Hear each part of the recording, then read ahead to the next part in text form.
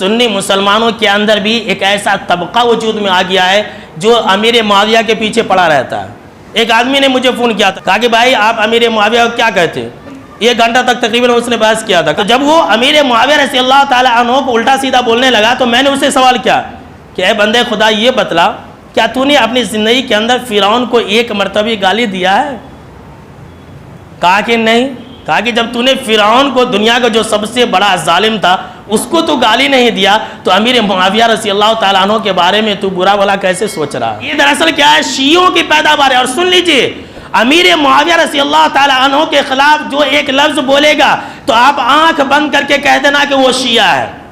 آنکھ بند کر کے کہہ دینا شیعہ ہے. اور ایسے لوگوں کو ایک حدیث سنا دینا. کون سی حدیث؟ طبرانی کے حوالے سے ایک حدیث سن لیجئے. آپ صلی اللہ تعالیٰ علیہ وسلم نے فرمایا, من سب اصحابی فعلیہ لعنت اللہ والملائکہ والناس اجمعین, کہ جو میرے صحابہ کو برا بھلا کہے گا, گالیاں دے گا, تو آپ صلی اللہ علیہ وسلم فرمایا فعلیہ لعنت اللہ, اللہ کی اس پر لعنت ہے, والملائکہ فرشتوں کی اس پر لعنت ہے, والناس اجمعین تمام لوگوں کی اس پر لعنت ہے. اتنا ہی نہیں, جناب محمد عربی صلی اللہ تعالیٰ علیہ وسلم نے یہ کہا, لا يقبل اللہ منہ صرفا ولا عدلا, اللہ ایسے لوگوں کی نہ تو کوئی نفلی عبادت قبول کرتا ہے اور نہ ہی کوئی فرضی عبادت قبول کرتا ہے.